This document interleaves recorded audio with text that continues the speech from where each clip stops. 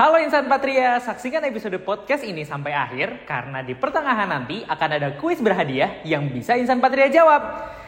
Caranya dengan menjawab setiap soal yang ditemukan dalam sepanjang video dan tulis jawabannya di kolom komentar. Jawaban yang benar dan tercepat akan mendapatkan hadiah menarik dari tim KM. Ditunggu ya.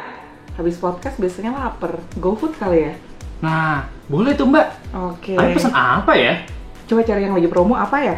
Boleh. Aku buka nih. Kalau di aku, ayam geprek nih Mbak, lagi promo. Kalau di Mbak? Kok nggak ada sih promo ayam geprek? Ah masa? Iya nih. Coba cari tuh. Oh, Beda iya. ya? Kok di sini nasi goreng yang promo ya? Kok beda sih promo kita? Padahal ini aku paling depan loh. Iya. Tuh, 40% ayam geprek. So hot. Tuh. Oke. Bintang tamu kita udah datang. Hai. Mas Rilo, Mbak Intan. Halo, Mas Fikar, Mbak Ajeng.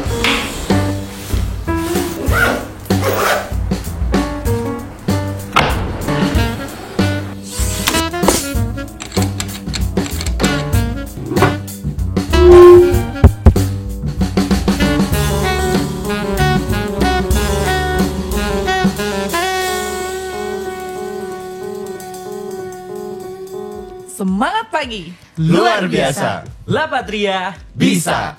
Halo Insan Patria semua, berjumpa lagi dengan kami di podcast PDC Insight bersama saya Ajeng Kurnia. Dan saya Fikar Aulia. Dan seperti biasa kita akan membahas terkait knowledge fokus yang ada di UTPI. Betul sekali Mas Fikar. Jadi Bener knowledge fokus kita kan ada 3 ya. Benar banget. Ada operational excellence, kemudian ada renewable energy and ESG, Benar. dan yang masih jarang kita bahas nih di podcast yaitu digitalisasi. Digitalisasi. Nah, kebetulan banget Mbak. Hari ini Insan Patria kita sudah ngundang special guest nih dari tim IT dan digitalisasi. Ada Mas Rilo dan Mbak Intan. Halo. Hai. Gimana kabarnya Mas Rilo? Alhamdulillah baik. Mas Fikar sehat? Sehat dong, Mantap. pasti. Mbak Intan gimana kabarnya? Sehat, alhamdulillah. Semoga kita Alhamdulillah. semua sehat semua ya. Amin. Thank you ya Rilo sama Intan udah datang di podcast PDC Insight. Dan banget. mungkin bisa kita awali dengan perkenalan diri dulu ya. Oke, Karena boleh, kalau boleh. di head office kan sudah terkenal banget ya Iya, mereka berdua bener ini. banget. Tapi teman-teman yang di plan, di site mungkin Pengen tahu jarang nih. gitu ya bertemu dan mengenal. Silakan. Bener Oke, banget. Mas Ganteng dulu lah. Oke. Boleh. Mas Ganteng. Boleh. Oke, halo semua. Perkenalkan nama saya Rilo Raharjo, biasa dipanggil Rilo, dari Comment Center Departemen, timnya Pak Asep. Hari ini saya didamping sama, silakan Mbak Intan perkenalan. Oke, halo Insan Patria semuanya. Saya Intan Denovitasari. Biasa dipanggil Intan sama teman-teman. Saya dari Digital Departemen ya, di bawah Mbak Ratih gitu. Jadi kita mewakili dari divisi CEDIS ya Mbak ya. Apa tuh Cedis tuh? Corporate Digitalization and Information Information System. System. Waduh, keren banget. Luar biasa. Luar biasa. Thank you ya Mas Rilo dan Mbak Intan udah meluangkan waktu hari ini. Kita sharing-sharing soal Oke. IT dan digitalisasi ya. Ya. Pertama banget nih. Tadi kan Mas Rilo udah nyebutin nih, katanya Mas Rilo dari comment center ya. Betul. Mbak Intan dari digitalisasi ya. Yuk. Terus satu lagi kalau di sana tuh ada IT juga ya. Ada. Itu tuh sebenarnya apa perbedaan mereka bertiga ini nih ya Mbak ya? Itu bener banget, kayaknya Insan Patria juga masih bingung ya. Kemarin waktu kita ada problem koneksi internet kan kayaknya banyak yang salah server tuh. Iya. Nah harusnya nanyanya ke Cifirda, Iya, tapi ada beberapa nanya ke Mbak Ratih, bahkan nanya ke Om Asep mungkin Iya, gitu. bener. Nah kayaknya Iya. perlu dijelasin deh buat Insan Patria bedanya. Oke. Aku mau coba jelasin dulu ya. Oke. Jadi Boleh kan dong. di CDX tadi itu seperti yang dikatakan oleh Mas Fikar, itu ada 3 departemen. Ada comment center, digitalisasi, sama IT.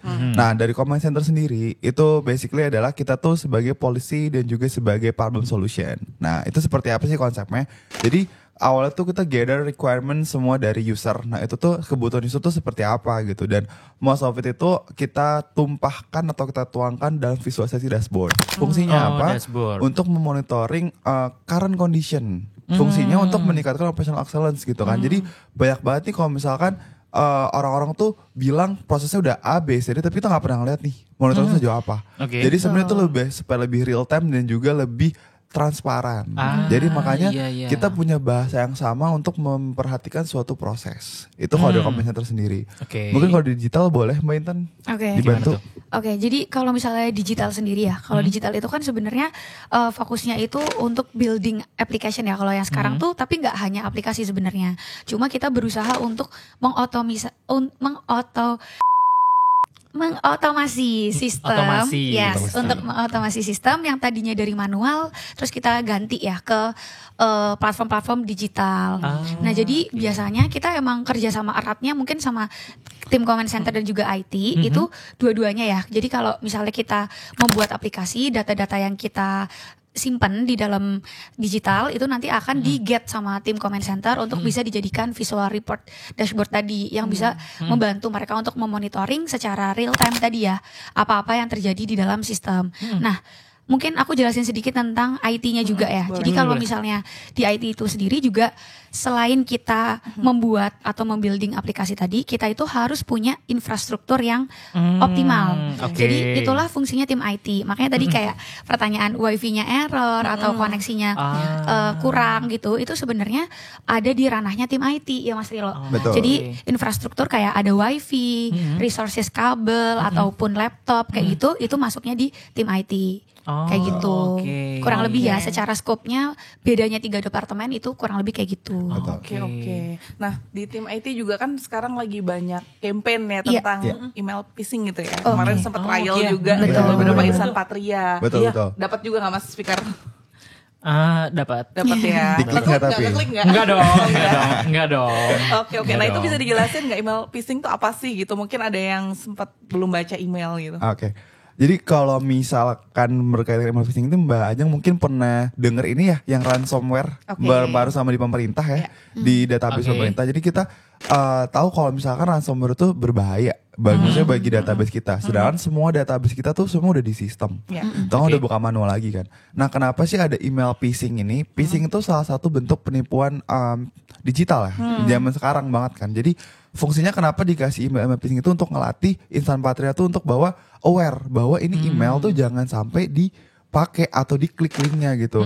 Nah kalau email phishing yang dikirim sama tim IT itu kalau keklik masih nggak masalah karena itu cuma dari internal gitu kan. Tapi kalau misalkan suatu saat memang ada email phishing yang beneran itu bisa jadi masalah yang di BSI, yang di imigrasi itu terjadi di Patria juga gitu. Dan ketika itu server down dan semua data kita sudah ada di server, ya risiko cukup besar ya untuk keberlangsungan bisnis. Mungkin itu sih terkait email phishing. Baik banget ya. Berarti ini insan Patria kalau misalkan nemu email yang suspicious ya, Mencurigakan jangan main asal klik linknya nih. Betul. Benar kan? Iya. Kita nggak tahu kan itu linknya nyambung kemana kan ya. Iya. Siapa Jadi- tahu gitu ya. Judol. Benar kan? Aduh, hati-hati. bahayanya bisa untuk perusahaan juga. Jadi misalnya Iya. ada satu insan Patria ngeklik gitu, itu nggak cuma data dia aja yang nggak aman, tapi data company juga Perusahaan. nggak aman. Betul. Karena ketika insan Patria ngeklik dia membuka kesempatan untuk si hacker masuk ke dalam sistem. Nah, ketika masuk ke dalam sistem dia nggak tahu nih dia nge-lock apa. Ketika dia nge-lock suatu sistem bisa jadi proses yang di Patria bisa nggak berjalan kan. Itu akan mempengaruhi operasional secara keseluruhan. Gitu. Nah itu makanya fungsinya IT kan cyber security tadi ya. Jadi kayak menjaga data perusahaan itu benar-benar aman gitu. Jadi kita make tapi juga bisa menjaganya juga gitu. Oke. Tapi biasanya yang paling gampang membedakan ini tuh email beneran sama email phishing itu seperti apa? Kalau misalkan di Outlook itu biasa ada notif tuh Mbak di atas kayak Yang ini merah-merah itu ya? Iya. from eksternal. Bener. Nah itu mungkin awareness pertama nih. Ketika itu dari eksternal kita Betul. perhatiin lagi. Kita pernah nggak sih berkomunikasi sama Pihak email itu, pihak ya. itu gitu. Kalau emang nggak pernah ya udah kita abaikan aja kalau emang isinya nggak penting gitu. Tapi kalau misalkan kita pernah nge-email misalkan vendor atau apa yang memang tidak dari email internal kita, itu mungkin bisa kita perhatikan lagi tuh sesuai atau tidak gitu. Mungkin lebih ke itu sih Mbak Ajeng. Sama biasanya kalau misalnya Mbak Ajeng sama Mas Fikar merhatiin kalau kita hover mouse-nya ya, kayak kan itu biasanya mereka nyediain link gitu kan. Nah kita hover ke linknya tapi nggak usah diklik, itu akan kelihatan sebenarnya dia tuh Link aslinya link apa? aslinya tuh apa, gitu ya. Oke. Sesimpel itu sih. Bisa jadi awareness pertama yang bisa dicek itu kayak gitu-gitu. Jadi nggak perlu dilakukan action terus kayak langsung aja bilang ke tim IT, ke tim ya walaupun misalnya nggak ada nih kenalan di IT kenal kita ya udah boleh tetap ngomong ke kita. Biasanya tuh ada laporan user kayak gitu. Oh iya. Jadi kayak ada permintaan, ada berita duka cita yang sesimpel-simpel itu kayak yang permintaan maaf kayak kan aneh kan sebenarnya itu bukan bener. email profesional gitu.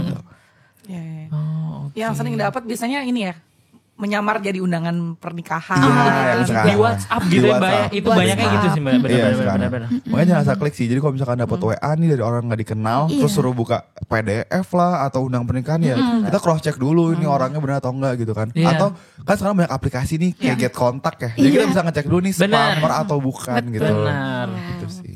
Oke. Bener banget. Pernah ngecek nggak Fikar namanya di Get Kontak apa aja? Ya? Iya. Pernah dong. Apa? Ada Fikar ganteng nggak tuh di situ? Enggak deh. Gemoy ada. Waduh. Ada yang pakai emot-emot doang tuh. Nggak tahu siapa tuh. Jadi memang masing-masing punya skup tugas yang berbeda-beda. Iya. Benar. Betul. Jadi ternyata sebenarnya nggak, tapi meskipun beda-beda tadi masih saling berkaitan ya Tentu, dengan tentu. yang lain ya. Betul. Oke. Nah tadi kan sudah dibahas juga ya digitalisasi ya. Nah, sebenarnya mungkin kita berangkat dari definisi digitalisasinya dulu kali ya Mas. Boleh. Kira-kira apa nih kalau misalnya kita bicara tentang digitalisasi gitu ya? Bener banget nih Mbak Intan. Tadi kan Mbak Intan udah bilang ya soal apa namanya enggak selalu aplikasi gitu kan ya. Soalnya kalau bicara soal digitalisasi nih biasanya insan patria yang kebayang adalah pakai device yang Keren. terkini, bener, Mahal. teknologi, bener, pakai AI, ngoding segala macem gitu kan. Kayak berat banget gitu ya. Bener. Kayak nggak semua orang bisa digitalisasi gitu. Iya, betul. iya. Sebenarnya makna dari digitalisasi itu apa sih Mbak? Oke, mungkin poin pentingnya dari digitalisasi ya yang kami pahami itu sebenarnya adalah integrasi ya, integrasi sistem. oke. Jadi kenapa tadi aku bilangnya nggak harus selalu bentuk aplikasi gitu kan? Karena namanya integrasi sistem bisa jadi dari SAP nanti langsung kemana gitu ya. Jadi itu kan sebenarnya antar sistem yang berbeda gitu. Bukan berarti harus bikin aplikasi mobile itu kita baru bisa bilang itu adalah digitalisasikan sesuatu. Tapi digitalisasi sendiri itu integrasi yang menyambungkan beberapa sistem dengan teknologi. Oke, bisa jadi gini, sesimpel misal di kantor kita ya, kayak yang dilakukan sama tim engineering, itu tuh ada nih sekarang dia buat sensor IoT, Oke. dia dipasang ya di salah satu mesin, dan Oke. itu dia buat dashboard sederhana dari mesin sensor tersebut, itu udah bisa kita bilang digitalisasi. Padahal sebenarnya nggak ada mobile application-nya kan, kayak gitu-gitu kan. Bentar Mbak, IoT itu apa Mbak? Internet of Things. Oh, what Iya. is that? Oke, Gimana tuh? ntar dulu ya. Jadi Nggak, kok ini aku sih tahu ya. Oke. Mungkin insan materi ada yang nggak tahu nih sebenarnya IoT itu apa gitu kan ya. Jadi Internet of Things tuh basically gini sih Mas Fikar dan Mbak Oke. Ajeng. Oke, Jadi apa kalau tuh IoT? misalkan IoT itu penggunaan internet di kehidupan sehari-hari. Jadi Oh, semua oke. pengintegrasian kegiatan manusia itu tapi dengan internet. Oh, Gitu. Nah makanya iya. tadi dimension Mbak internet itu kan lebih ke digitalisasi. Sebenarnya Iya. awal tahapnya itu namanya digitisasi. Bedanya apa? Digitisasi. Digitisasi. Jadi digitisasi itu adalah awalnya form manual jadi otomatis. Jadi kayak Google Form Google gitu. Form. Itu baru Digitisasi. digitalisasi. Oh. Jadi dia itu melakukan proses secara terpisah-pisah. Oke. Nah, ketika proses terpisah-pisah tadi itu digabungkan, jadilah digitalisasi. Iya. Nah, makanya kenapa fokusnya di UTP itu adalah digitalisasi? Karena kalau misalkan proses terpisah-pisah, nggak terintegrasi, Itu belum. outputnya juga tuh nggak bisa terbaca. Betul. Makanya dibutuhkan suatu proses yang terintegrasi. Makanya Oke. kenapa di sekarang tuh di UTP digalakannya digitalisasi. Iya. Wow, luar biasa. Karena tadi ya stand for integration sebenarnya. Integration. Kuncinya digitalization itu. Oke. Hmm. Kalau yang sekarang udah apa ya? Sudah diaplikasikan nih, udah Oke. ada di UTPI, itu apa aja digitalisasinya? Oke, Program-programnya? mungkin nanti kita cerita sendiri-sendiri di scope kita ya. Nanti Oke. nyambung Oke. juga sih seharusnya. Mungkin kalau di aku kan ada stream plan to deliver ya. Jadi kita mungkin perkenalan dikit ya tentang Oke. streamnya di Patria sendiri itu ada 4. Ada P2D itu plan to deliver. Terus ada OTC apa Mas Trilo? Order to cash. Oke. Oke. Terus ada procure to pay itu ada di Oke. P2P dan yang terakhir itu hire to retire. Hire to retire. Oke, jadi mungkin di P2D sendiri ya, itu kan fokusnya di production. Nanti mungkin Oke. Mas Rilo akan sneak peek tentang OTC ya, karena oke. departemennya Mas Rilo dan yang dia pegang itu di OTC oke. atau sales marketing. Iya. Nah di P2D itu digitalizationnya dari proses produksi itu kita udah mulai mengintegrasikan tadi ya, dari mereka mengerjakan suatu pekerjaan pakai mesin yang udah ada IoT-nya, terus kita sambungin ke database kita di aplikasi web. Nah terus nanti dihubungkan lagi ke dashboardnya Mas Rilo gitu. Oh. Jadi secara input, proses sama outputnya udah kita linearkan gitu ya, atau kita Oh, integrasikan oke. gitu. Contohnya mungkin di PB scheduling ya, atau juga di production kayak fabrikasi, assembly, itu udah kita lakukan hal-hal seperti itu. Jadi pencatatan kerjanya operator tuh udah nggak manual lagi gitu. Jadi udah masuk ke sistem semua. Itu contoh digitalisasi yang udah kita lakukan. Itu mungkin di production. Mungkin Mas Rilo bisa cerita tentang sedikit di AutoCAD. Iya, sales marketing. Jadi kalau AutoCAD tuh sebenarnya tadi katanya Mbak Intan itu lebih ke arah sales marketing. Iya. Nah sebenarnya sales marketing itu untuk dijelasin udah agak lama ya Mas Fikar Manajeng ya. Itu ada aplikasi namanya CRM. Customer Relationship Management. Jadi basically CRM itu ngenampung lah dari ketika ada demand dari customer sampai demand itu diproses jadi order ke UTPI gitu. Nah prosesnya tadi itu kalau dari tim comment center sendiri kita ngambil sepenggal proses untuk kita monitor. Seperti kita ngelihat oh ini opportunity-nya ada berapa, yang close won berapa, close loss berapa, yang udah jadi order berapa. Fungsinya kita mau melihat sih sebenarnya dari total demand yang ada di market itu berapa sih yang bisa ditangkap sama Patria. Berapa yang bisa kita monitor bisa jadi sampai close won, bisa jadi sampai cash in nantinya. Nah jadi sebenarnya kalau di sales itu kurang lebih seperti itu sih, karena kan kalau sales fokusnya tentu di revenue kan, revenue dan juga profit. Nah jadi makanya proses digitalisasinya adalah demand customer tadi itu yang kita olah supaya bisa menjadi cash in-nya. Gitu. Luar biasa. Kalau misalkan yang di Procure to Pay itu otomatisasi di dashboard SCM ya? Iya, di supply chain ya, supply chain management. Oke. Jadi masuk ke inventory, warehouse kita. Itu udah kita mulai digitalisasiin juga tuh. Jadi kita bisa nge-track sebenarnya komponen ini tuh ready kapan. Iya, kayak betul. gitu. Jadi udah ada aplikasi kayak CCR, PO tracking gitu yang udah mulai dipakai. Kalau di hire to retire lagi ada pengembangan recruitment gitu kan. Jadi kan masih manual ya. Jadi recruitment itu sekarang mau lagi digalakin lagi nih supaya bisa lebih menampung banyak ya. Kita jadi bisa punya banyak calon-calon patrians yang lebih proper. Iya. Gitu. Bisa lebih menjaring dengan baik lah. Benar. Dengan recruitment itu. Betul. Jadi intinya digitalisasi itu memudahkan Iya. kerja kita gitu. Betul. Kalau tadi yang di area production berarti kan itu taunya jam kerja dan sebagainya karena nempel di alatnya ya. Jadi setiap alat yang dipakai itu terrecord gitu. Nah kalau yang di tadi sales kemudian yang di warehouse gitu. Awalnya apa tuh? Tetap masih input manual. Input manual. Iya, jadi maksudnya kita inputnya tapi langsung di aplikasinya sih. Gitu. Jadi penggunaan data yang diinput itu yang kita monitor. Jadi gitu. tetap ada peran manusia untuk tetap mengisi ada peran gitu manusia. ya. Betul. Karena masih free text Mbak Jam. Jadi masih kayak ini janjiannya sama customer tanggal berapa. Terus kan karena kita customize kan kayak ini ada penambahan sayap gitu kan misalnya di roda gitu kan ada yang tahu kan. Jadi kayak Nggak ada yang tahu ya. Nggak ada yang tahu. Iya, Kita tahu kan kan. ini kan ready for nambah jet anything ya. coaster gitu kan. Jadi apapun itu semua masih free text tuh. Jadi fungsinya itu buat nge-capture aja sih gitu. Ya, pokoknya nanti ketika kita ada kebutuhan kan kita sudah ada darat dan laut gitu ya. Betul. Benar. Tambah udara. Kurang tambah udara udara. kan. Gak ada yang tahu kan. Benar. Luar biasa. Oke. Pertanyaan pertama, apa kepanjangan dari IoT? A. Internet of Things, B. Intelligent of Things, atau C. Imagination of Things? Tapi biasanya mungkin nggak selalu mulus-mulus aja gitu ya. Apalagi ini sesuatu yang baru. Benar. Pasti banyak tantangan. Iya, pertanyaan wajib tuh. Tantangan apa aja sih yang dihadapin dalam mendigitalisasi UTPI? Mungkin nanti aku dulu ya Mbak. Nanti Mbak Intan Mbak tambahin ya. Silakan, Mas. Jadi yang paling mungkin tantangan utama itu di data capture. Oke. Nah, kenapa data capture itu penting? Jadi data capture itu adalah Foto data bukan ya? Itu screenshot ya. istilahnya tombol power on volume. Iya. Iya. Oke. Kan untuk penggunaan aplikasi, penggunaan dashboard, apapun itu semua butuh data Mbak Jin. Tapi sedangkan kita untuk mendapatkan data tersebut tadi itu susah gitu. Istilahnya collect data lah. Nah, jadi kan semua proses di kita kan kita Patria udah 41 tahun nih. Pasti kan masih ada proses yang masih manual, masih lama gitu kan. Itu masih banyak yang belum tercapture gitu kan. Sedangkan banyak banget hal-hal yang perlu terintegrasi dengan proses tersebut gitu. Ya makanya itu karena datanya itu nggak ada, monitornya nggak bisa dijalankan. Betul. Itu sih sebenarnya poinnya karena sekarang kalau misalkan kita kenapa sih data itu menjadi sangat penting gitu kan. Sekarang decision making semua perusahaan itu based on data. Kalau kita hanya based on asumsi atau based on hasil itu nggak bisa. Jadi karena kalau misalkan kita based on data, kita tahu nih tackle masalahnya di mana. Benar. Nah itu yang nyebabin Bener banget. data capture tuh mungkin jadi salah satu agak bottleneck ya Betul. untuk sekarang gitu. Karena itu kan sebenarnya input ya. Maksudnya data Yeah. capture itu Yeah. benar-benar proses Startnya pertama ya, kan. bener. Betul. Jadi itu kayak masih diusahakan lah. Makanya kenapa digital sama comment center dan IT itu sebenarnya ya bareng-bareng juga buat membangun itu kan. Makanya kenapa kita build application-nya dulu. Betul. Terus misalnya kita apa yang tadi ya digitasi yang tadi Mas Rilo bilang itu kan kayak merubah yang manual jadi digital dulu gitu-gitu.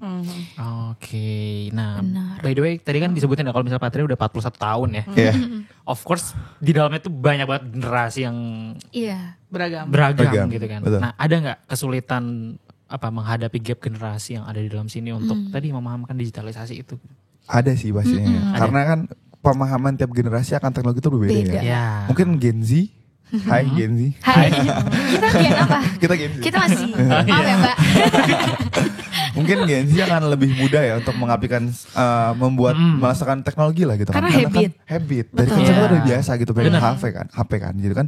Sedangkan kalau untuk Gen X, Gen Millennial atau Gen Boomer lebih agak sulit kan untuk lebih kayak resisten terhadap perubahan lah. Mereka kayak ngapain sih ini bikin repot gitu.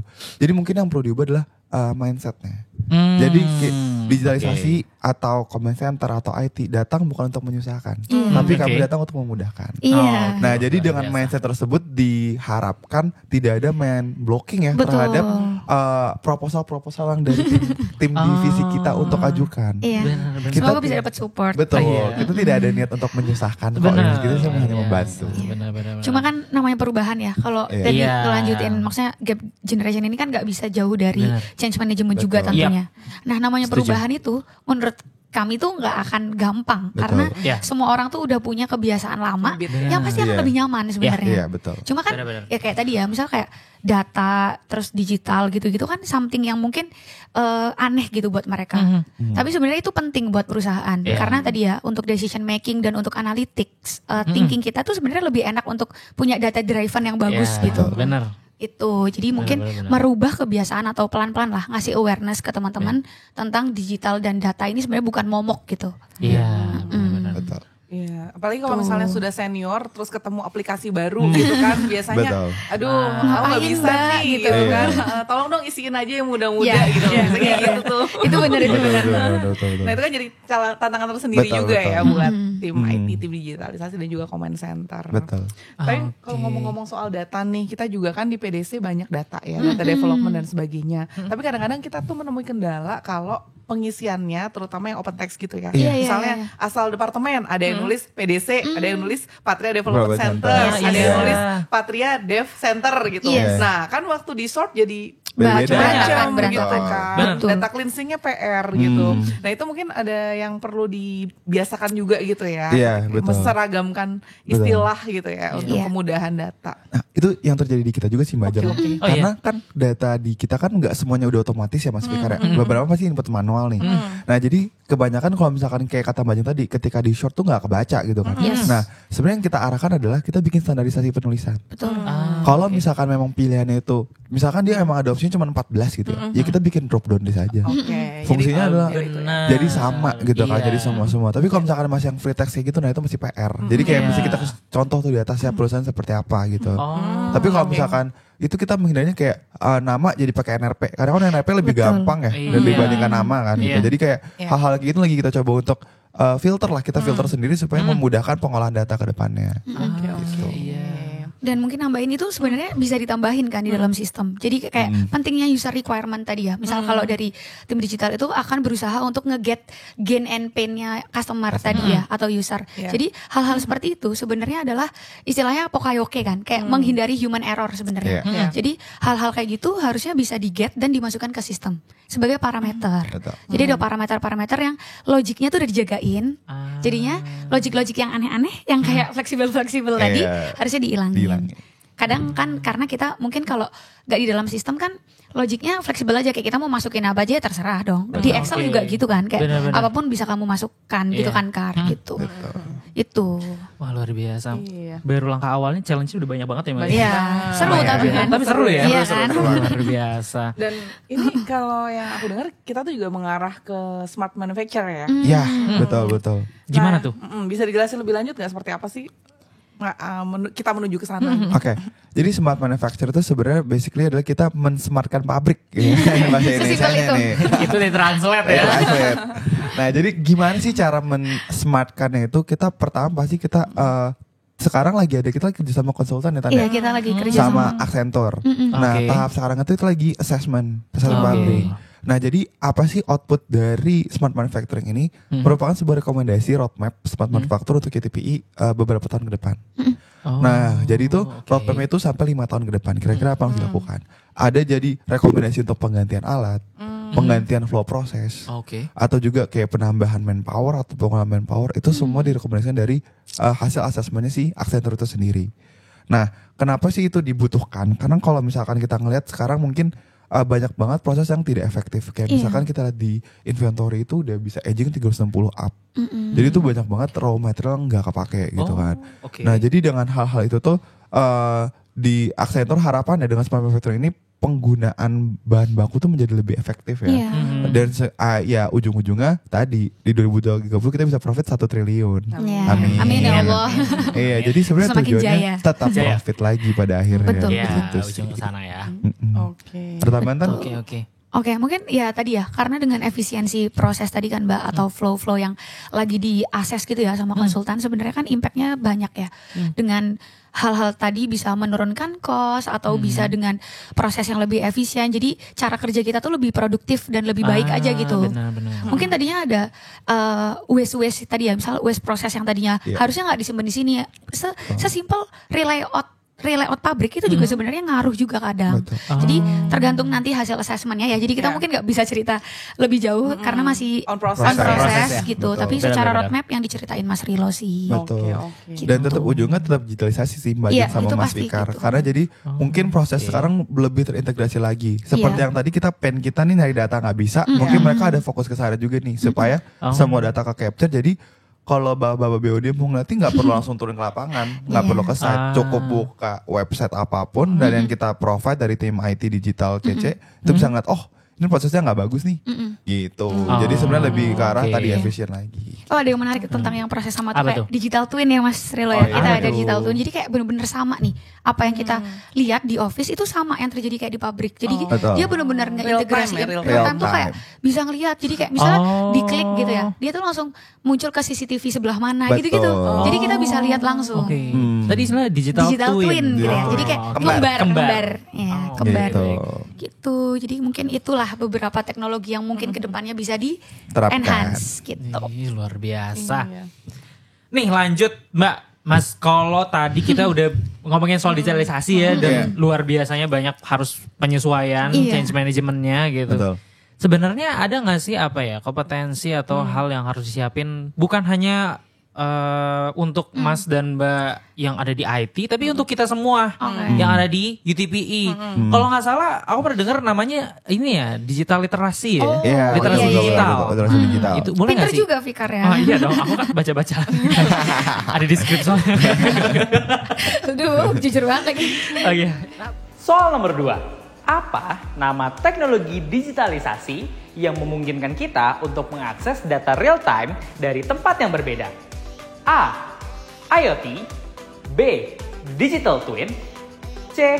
Phishing. Nah, boleh nggak sebenarnya dijelasin digital literasi itu gimana? Oke, Mas Rilo atau boleh main dulu. Digital literasi itu mungkin ini ya, refernya ke kemampuan kita untuk bisa adopt atau make gitu sebenarnya digital tools yang kita pakai. Kalau misalnya di dunia pekerjaan ya tadi ya banyak kan tools, ada ERP kayak SAP, terus ada juga aplikasi produksi yang udah kita develop. Itu tuh sebenarnya diukur tuh digital literacy itu kayak kita gimana caranya make program-program tersebut. Dan juga mungkin ada juga data interpretationnya tuh lebih ke bagaimana kita bisa ngehandle aplikasi itu tadi. Misalnya kayak dari login sampai muncul outputnya sampai ngelakuin transaksi, kita harus bisa. Jadi itu kemampuan kita untuk melakukan hal tersebut. Nah, tapi kalau misalnya untuk sensor dan lain-lain itu sesimpel kamu bisa pakai sensornya, bisa masangin. Nanti kalau breakdown gimana, itu masih masuk digital literacy juga. Kayak mungkin Mas Rilo ada tambahan di kehidupan yang lain selain pekerjaan. Kehidupan yang lain. Sebenarnya mau nambahin pada intinya adalah digitalisasi itu adalah kemampuan basic ya, kemampuan dasar manusia untuk menggunakan teknologi digitalisasi itu sendiri. Simpel itu aja sih. Kayak melek digital gitu. Melek digital, betul gitu. Melek kan sadar ya Mbak. Jadi kita tahu gitu. Melek. Betul. Tapi yang dimaksudkan digital ini kan termasuk aplikasi seperti Excel. Iya. Itu termasuk kan ya. Karena ya. itu teknologi sebenarnya. Iya kan. Betul. Jadi sebenarnya semua orang yang ada di UTP bahkan di dunia ini tuh harus di dunia ini nggak tuh harus tahu harus punya yang namanya digital literacy ya. Betul. Benar. Kalau nggak ya nanti nggak akan ketinggalan zaman. Dan sebenarnya digitalisasi ini nggak hanya di pekerjaan aja ya, di kehidupan sehari-hari juga itu sangat dekat gitu. Banget nih. Kita juga sering pakai fitur-fitur kayak ChatGPT, Voice AI dan sebagainya gitu. Fikar sering pakai ChatGPT. Oh itu bestie saya kebetulan. Kayak dia setiap ditanyain bosnya langsung tanya ChatGPT. Enggak kok. Tolong Pak. Oke. Ada tips nggak nih dari Mbak Intan dan Mas Rilo untuk kita bisa menggunakan fitur-fitur itu secara efektif dalam kehidupan sehari-hari? Sebenarnya baik lagi sih. Kalau fitur kayak itu disesuaikan sama kebutuhan. Jadi awalnya tuh misalkan nih kita kayak Fikar tadi, misalkan dapat tugas gitu ya. Ya kita pasti kan bisa memilih kan. Kira-kira aplikasi apa sih yang sesuai gitu. Nah, kita mau jualan, berarti kan di TikTok dong. Nggak mungkin kita jualan di misalkan kita jualan di mana? WA masih bisa sih di WA. Itu lebih efektif lah ya. Lebih efektif. Lebih efektif aja. Iya, efektif di mana gitu kan. Maksudnya ya kita carilah yang sesuai dengan kebutuhan masing-masing. Tapi yang perlu diperhatikan sama kayak kasus ping tadi Mbak Ajeng. Kalau misalkan ketika digitalisasi itu termasuk bagaimana kita mengamankan data-data kita. Jadi ketika kita membuka sosial media itu sama aja kita membuka peluang kita dilihat oleh seluruh dunia. Benar gitu kan. Nah, tapi seberapa banyak kita bisa membatasi kita. Apalagi sekarang banyak banget nih kasus penipuan, kasus apapun itu. Nah, sebenarnya tuh sesimpel kayak itu kenapa sih bisa terjadi gitu ya. Kayak misalnya Fikar nih jadi ketua panitia sesuatu gitu. Flyer tersebar di mana-mana. Ada CP-nya. Ada nomor WA dong di situ kan. Benar. Nah, nomor WA-nya kena catut tuh. Abis itu Fikar nggak sengaja nih ngupload foto di IG. Abis itu nge-tag lokasi rumahnya Fikar nih, alamatnya. Waduh. Misalkan ya Jalan Dr. Satrio nomor 9 gitu kan. Abis itu nanti terus Fikar lagi nih dapat American Express baru nih dari bank, ya kan? Pamer tuh di story IG kan. Nomornya nggak ditutupin. Ya udah, ketika 3 data itu digabungin Fikar, selesai sudah. Data kamu langsung dipakai semua. Padahal nggak sadar ya. Padahal nggak sadar. Nah itu adalah kesalahan Gen Z banget. Karena kan Gen Z kan FOMO ya. Iya sih, itu kayaknya sifat kita banget. Iya kan? FOMO. FOMO jadi ketika punya suatu hal yang ingin dipamerkan tuh pamer gitu. Nah itu salah satu hal secara nggak sadar kita tuh membuka peluang sebesar-besarnya dunia nggak buka kita gitu. Benar. Padahal kita perlu punya kesadaran untuk membatasi hal-hal tadi gitu sih. Kadang-kadang kita simpel foto di depan rumah gitu, ada nomor rumahnya, ada nomor rumahnya. Itu bisa banget buat jadi bahan kejahatan gitu sekarang. Makanya kalau misalkan sekarang banyak kayak tiba-tiba telepon kartu kredit, tiba-tiba telepon pinjol, ya jangan heran. Itu data. Kalau misalkan kasarnya tuh Indonesia tuh udah open source. Jadi data itu udah tersebar di mana-mana gitu. Dan itu bagaimana kita menjaganya aja biar nggak semakin tersebar. Iya gitu. benar-benar. Jadi kita kalau foto di rumah tetangga, di kantor tetangga gitu ya. Betul. Pamer rumah orang gitu ya. Luar biasa. Iya. Tapi iya sih, sekarang tuh jadi lebih gampang kalau nyari orang. Misalnya tahu nama siapa. Stalking gampang kan kamu. Iya benar. Jadi kadang kita nyari di Instagram, nyari di semua aplikasi, ntar tiba-tiba udah ketemu dia orang mana, kerja di mana, sekolah di mana. Betul. Tuh punya anak berapa gitu kan, udah langsung ketahuan. Betul. Makanya mungkin ya itulah ya. Maksudnya kita memanfaatkan digitalisasi. Itu sebenarnya jangan sampai tadi informasi-informasi pribadi itu jadi konsumsi publik. Sebenarnya kan kita harus ya sebagai Gen Z kita tetap harus pintar-pintar memilah tadilah ya. Gitu. Walaupun dan itu data-data itu kan bisa diakses ya. Bisa. Itulah kenapa kok kita tuh kadang-kadang misalnya kita menginginkan lagi nyari suatu barang gitu, terus dia bisa muncul gitu ya penawaran. Betul. Iya loh, itu serem banget loh. Kayak misalnya baru ngobrol, ini ngobrol kita nih ngobrol nih ya Mbak ya. Aku pernah lagi ngobrol tiba-tiba ngobrolin pengen apa liburan ke Bali yuk gitu. Tiba-tiba itu story Instagram itu iklan Bali. Kayak travel apa lewat-lewat sponsornya relate dengan apa yang sedang kita bahas gitu atau kita cari gitu ya. Itu memang secara digitalisasi itu ada. Itu disadap atau gimana? Ngeri banget tuh disadap ya. Sadap. Jadi sebenarnya kayak sekarang nama HP kan bukan HP ya, tapi smartphone. Maka karena dia smart sekarang. Oke, baik. Bukan hanya manufaktur aja ya. Iya. Tapi dia smartphone juga. Nah, jadi secara kemampuan mereka tuh bisa. HP itu udah bisa buat nge-capture suara kita, buat dengerin kita ngomong, buat ngerekam apapun yang kita habis lakukan gitu bisa. Tapi secara peraturan di tiap negara itu berbeda dan kebanyakan melarang karena itu mengganggu privasi. Bener dong. Betul kan. Nah, tapi kan kita kalau misalkan nih Fikar nih habis beli HP baru misalkan iPhone 16 nih yang baru luncur nih amin langsung beli nih kan ketika kita setting tuh pasti ada kayak term and condition. Iya, yang panjang itu kan itu. Iya. Pernah nggak sih Fikar dibaca? Nggak pernah kan? Baca nggak? Diklik aja. Langsung Scroll down. Agree and continue kan pasti kan. Iya. Nah jadi kita nggak pernah tahu tuh isi full termnya tuh apa. Betul. Nah karena di beberapa aplikasi bisa jadi mereka tuh kayak makanya kalau kita buka aplikasi baru ini banyak nggak kayak ada buka allow this location, allow notification gitu kan. Nah sebenarnya kita ketika klik allow itu di term and condition yang kita setujui di awal tuh kita nggak ngeh itu apa. Nah itu bisa jadi peluang untuk mereka menyadap kita. Iya. Secara mungkin nggak nggak sadar. Iya gitu. Betul. Dan semuanya makanya kenapa iklannya itu muncul sesuai dengan yang kita omongin, yang kita cari gitu, yang kita ketik di WA muncul sponsornya karena di IG gitu kan, karena mereka satu grup. Gitu kan WA, IG sampai Facebook kan. Jadi makanya benar-benar. Betul kan Meta. Nah, makanya karena mereka masih satu grup jadi data mereka terintegrasi sama. Makanya jangan heran kalau misalnya ketika kita lagi ngobrol apa tuh kerasanya kayak disadap gitu. Iya. Karena secara spek smartphone tadi emang udah bisa kan. Makanya kita bisa pakai Siri, pakai Google Alexa yang itu kan Amazon. Macam-macam kan. Berarti kan sebenarnya secara spek HP-nya emang bisa kan dia dengar sesuatu. Tapi tadi juga waktu kita sebelum podcast nih kan sempat kita mau pesen GoFood ya. Bisa sih apa yang ada di Gojek aku sama di Fikar tuh beda gitu. Nah, itu kenapa tuh? Sadap juga. Kenapa tuh Mbak? Itu sebenarnya mungkin ini beda lagi ya, bukan sadap tapi lebih ke algoritma ya. Atau kalian pernah dengar algoritma sosial media ataupun produk-produk kayak tadi ya, Gojek dan lain-lain, itu kan pasti mereka punya algoritma yang menyimpan sebenarnya ya, kayak historical kita beli, sebenarnya seloyal apa kalian beli di sana, misalnya dia udah jadi king of shopping gitu ya, jadi kayak yang dia lebih dapat diskon lebih banyak, jadi emang ya kan kayak gitu kan, jadi emang secara algoritma mereka tuh membaca data kita dan kebiasaan kita di dalam suatu aplikasi. Makanya kenapa data-data itu mereka ambil, maksudnya untuk jadi rekomendasi selanjutnya. Dan memuaskan kebutuhan pelanggan tentunya. Dan itu adalah wadah mereka nyari profit juga kalau misalnya kita sadar. Kayak misalkan lagi jam pulang kantor, pasti harga lebih mahal tuh. Ada high fare. Ketika hujan juga. Nah, AI mereka udah bisa baca sampai segitunya. Nah, itu kurang lebih yang bikin kenapa aplikasi itu customize jadi udah kayak produknya Patria ya, customize juga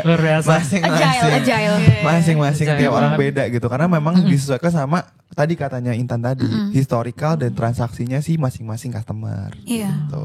Oke loh. Tapi kan berarti kalau dari penjelasan tadi udah benar-benar nggak ada privasi lagi ya. Kayak data kita udah sembarang bisa diakses aja ya. Betul. Terus gimana gitu, kita harus apa supaya ya minimal lebih aman lebih aman dalam menggunakannya. Ya sebenarnya memang tadi kayak saya bilang itu udah open source gitu kan. Dan kita kasus kemarin yang dijual di black market ya data-data kita, NIK kita itu makanya udah bisa dipakai.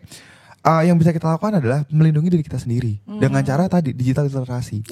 Nah, kita kan tahu nih bahwa data kita ini udah open source. Jadi apa sih yang bisa kita amankan? Ya ketika kita foto KTP, ya nggak usah disebar kemana-mana gitu. Digunakan pada tempatnya. Kayak misalkan kita lagi mau perpanjang paspor kan butuh tuh foto KTP atau SIM. Ya kita gunakan pada tempatnya aja. Karena kalau di yang sistem pemerintah, mereka harusnya lebih aman ya kondisinya ya. Seharusnya ya. Semoga ya. Semoga. Sempat bocor tapi ya semoga bisa lebih aman. Diperbaiki. Nah ya jadi kalau misalkan selanjutnya buat Mas Fikar Bajeng atau Mbak Intan juga atau saya sendiri juga ya bagaimana kita aware dengan data kita sih. Betul. Kita nggak bisa mengandalkan orang lain. Kita nggak bisa mengandalkan cyber security yang bagus. Kalau misalkan cyber security sebagus apapun tapi kita masih digitalisasi rendah, kita masih tetap open source data kita, sama aja bohong. Gitu. Jadi tidak selamanya kita bisa nyalahin IT. Betul. Betul. Tetap di kita. Tetap di kita. Betul. Iya dong. Tanggung jawab ada di kita. Benar. Oke. Tadi udah smart manufacture, smartphone, smart people. Smart People juga. harus banget. Betul. Nah, ngomong-ngomong soal smart people nih, kan sebenarnya kita tim KM juga sering upload konten ya di Iya, sosial media, bener banget. Betul, di betul. YouTube dan Betul. sebagainya gitu. Iya. Nah, Iya. kalau tadi ngomong soal algoritma tuh gimana biar kita tuh masuk ke algoritmanya Insan Patria gitu. Ada Pengen ini ya, masuk trending topik betul. kan. Itu gimana ya? Ada tipsnya nggak sih? Oke, mungkin kalau misalnya secara traffic sosmed, ngomongin algoritma sosmed itu kan bisa dilihat dari traffic ya. Traffic itu berarti kayak sesimpel tadi ya, Gojek berarti dia ngelihat traffic, oh jam segini dia banyak yang pesan. Nah itu sosmed kayak gitu. Jadi dia itu bisa tahu jam berapa aja sebenarnya Orang mengakses. Betul. Jadi biasanya kalau pernah denger di TikTok atau di mana, kayak ada tuh jam-jam yang bagus buat, nah ya kan upload konten. Terus kalau Mas Rilo mungkin dia udah tahu nih trending-trending musik gitu-gitu ya Mas. Jadi kayak yang berhubungan tuh nanti ada hashtag, ada musik, terus ada apa lagi ya Mas Terus Rilo? ada yang paling penting lagi nih, kita nyimpen kontak Insan Patria. Iya, Karena kalau iya, misalkan iya, di betul. TikTok Nanti jadi kayak pasti ada kayak masuk ke FYP terus hasilnya this guy from your contact. Nah, jadi mungkin kalau misalnya kita masukin kontak semua tuh bisa jadi ke lempar-lempar tuh masuk ke FYP mereka gitu. Iya. Terus kayak pemilihan lagu, Iya, pemilihan itu, editing iya, video. Misalkan lagi trending nih kayak trendingnya yang Joget Deadpool. Nah, kalau misalnya kita ngikutin joget yang sama, pakai musik yang sama, dengan edit yang sama, dengan jam yang sama, bisa jadi view-nya sama gitu. Nah, jadi memang kayak gitu ya, lebih ke algoritmanya sih. kita coba belajar ininya mereka sih ke algoritmanya sosmed dulu, terus baru kita sesuaiin sama konten. Luar biasa. Gitu. Ini kayak tahu banget konten kreator Kan konten kreator, kok nggak tahu ya? Oh iya. Bisa di follow guys. Oh, luar biasa Insan Jangan, Patria. jangan. Terlalu nyampah nanti. Aduh. Oke, luar biasa Seru banget nih. ya Bener. diskusi kita bahas topik digitalisasi kayak nggak ada Setuju habisnya. Betul, Banyak betul. banget yang kita dapat di diskusi kita hari ini. Insan Patria juga pasti wawasannya bertambah, termasuk tadi ya digital literasinya Ya. juga perlu kita tingkatin nih. Insan Patria. Tadi bukan hanya bagaimana menggunakannya, tapi bagaimana menjaga data kita untuk tetap aman.